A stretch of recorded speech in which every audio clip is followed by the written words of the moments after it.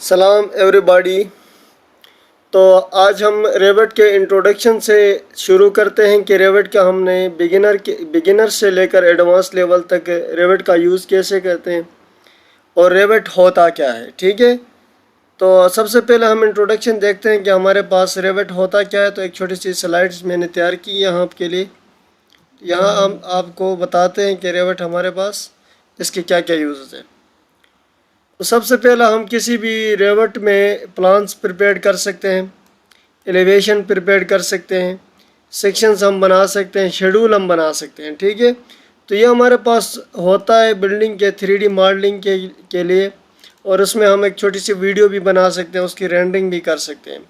ये हमारे पास एक क्वालिटी एस्थेटिक लुक देता है। और प्लान सेक्शन है, हम ये डायनामिक हैं, इंटीरियर एक्सटीरियर डिज़ाइन हम इसमें करते हैं, एप्लीकेशन ऑफ मटेरियल इसमें करते हैं, क्वांटिटी टेक ऑफ इसमें करते हैं, रिपोर्ट्स जनरेट करते हैं।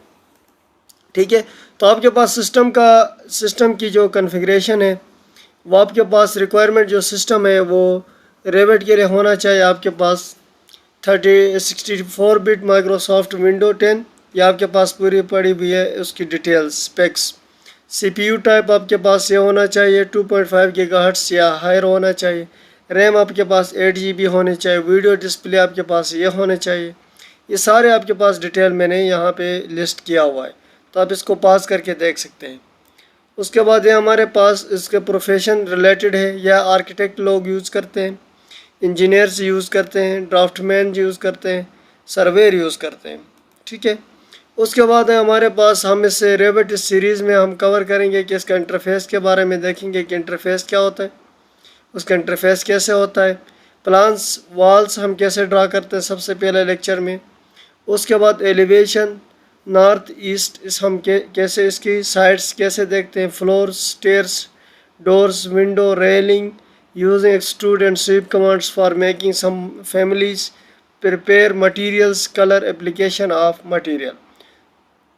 उसके बाद ये हमारे पास रेवट का जो इंटरफेस है उसके बारे में हम बताते हैं कि हमारे पास ये जो टॉप पे होता है रेवट का, ये हमारे पास इसको रिबन टेप्स भी कहते हैं। ठीक है, और साथ उसके साथ ये जो जुड़े हैं ये हमारे पास व्यू टेप्स हैं, और इसी पे हमारे पास प्रॉपर्टी पैलेट्स हैं, प्रोजेक्ट ब्राउज़र है, व्यू कंट्रोल बार से।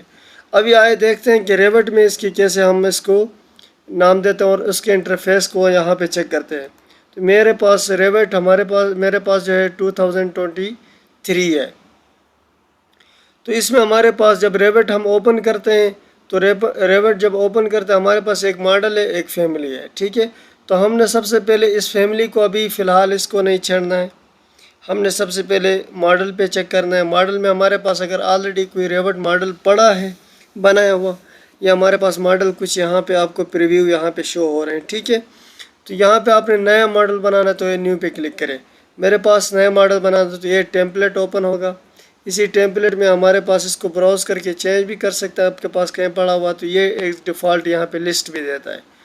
तो मैं आज उसमें मैट्रिक आर्किटेक्चरल टेम्पलेट यूज़ करता हूँ। आप इम्पीरियल आर्किटेक्चरल भी यूज़ करते हैं और आप स्ट्रक्चरल भी यूज़ करते हैं, तो मैं आर्किटेक्चरल टेम्पलेट यूज़ करता हूँ।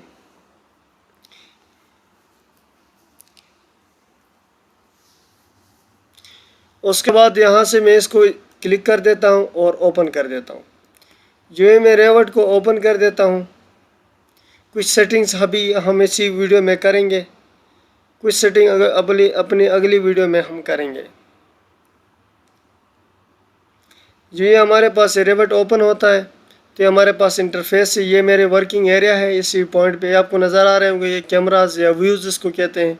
ये हमारे पास कैमराज या व्यूज़ हैं।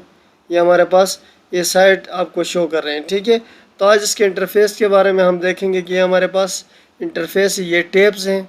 फाइल टैब है, उसके बाद आर्किटेक्चरल टैब है, स्ट्रक्चरल टैब है, स्टील टैब है, सिस्टम टैब है, इंसर्ट टैब है, एनोटेशन टैब है, एनालाइजिंग टैब है, मास एंड साइट टैब है, कोलैबोरेट टैब है, व्यू टैब है, मैनेज टैब है, उसके बाद एड इन टैब है, मॉडिफिकेशन टैब है।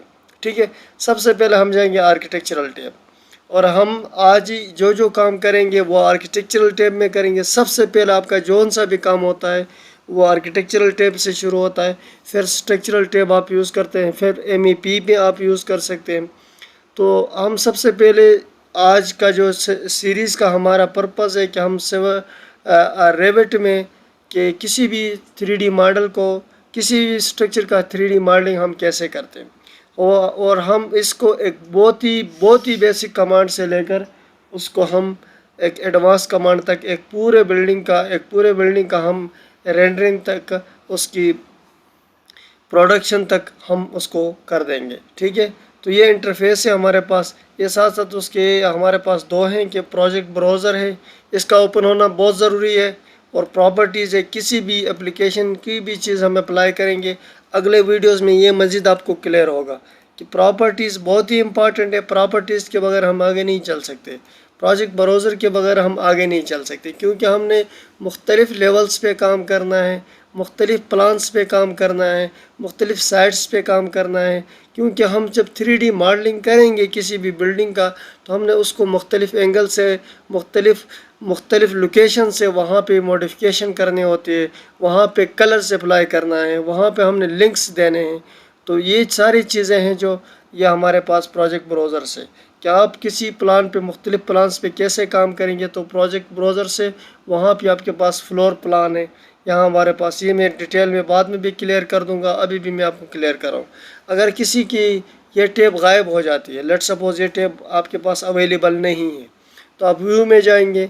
सबसे पहले आप व्यू में जाएंगे, यहाँ पे आप क्लिक कर देंगे यूज़र इंटरफेस। ठीक है, यहाँ से जाकर प्रोजेक्ट ब्राउज़र को आप ऑन कर दे, उसके बाद आप प्रॉपर्टीज़ को ये लाजमी आप ऑन कर दें। ठीक है, ये स्टेप आपने भूलना नहीं है। आपने जाना है व्यू में, व्यू से यूज़र इंटरफेस में क्लिक करना है।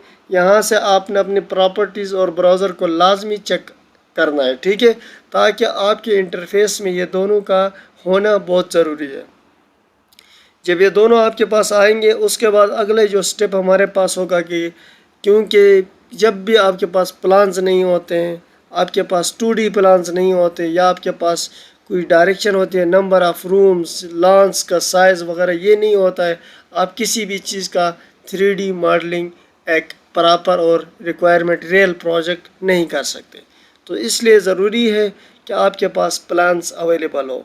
और अगले वीडियो में इसी में हम क्लियर कर देंगे कि अगले वीडियो में हमने ये देखना है कि उसमें प्लान्स हमने कैसे बनाना है, कैसे जनरेट करना है, और प्लान्स को कैसे हम उससे वॉल्स बनाते हैं, फ्लोर्स लगाते हैं, उन फ्लोर से फिर हम उसको कलर्स कैसे देते हैं, उसके मटेरियल कैसे अप्लाई करते हैं, यह हम तफसील में करेंगे। ठीक है, तो इसमें हमने जो कमांड हमारा यूज़ होगा, हम कोशिश करेंगे वही कमांड हम अप्लाई करें, क्योंकि आप मुख्तलिफ़ कमांड्स में, ये बहुत ही ज़्यादा कमांड्स हैं, तो इसमें आप फंस जाएंगे तो आपके लिए मुश्किल होगा।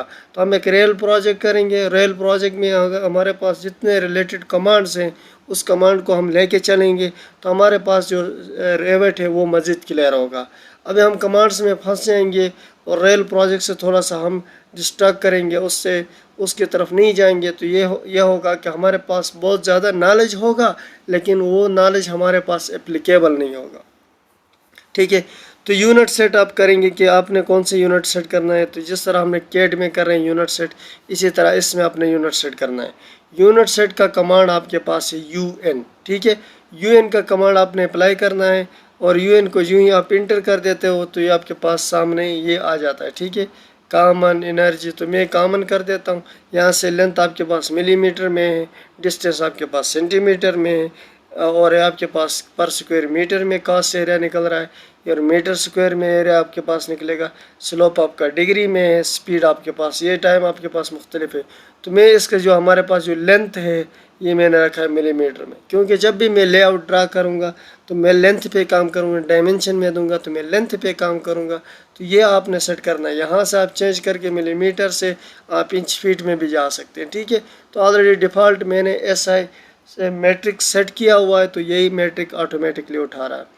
तो ठीक है, अगले वीडियो में हम मिलते हैं, और उसमें हम देखते हैं कि ऐसे उसमें हम लेआउट कैसे ड्रा करते हैं, कौन से तरीके हैं लेआउट ड्रा करने के। तो हमारे साथ जुड़े रहेगा। अगले वीडियो के लिए इजाज़त दीजिए।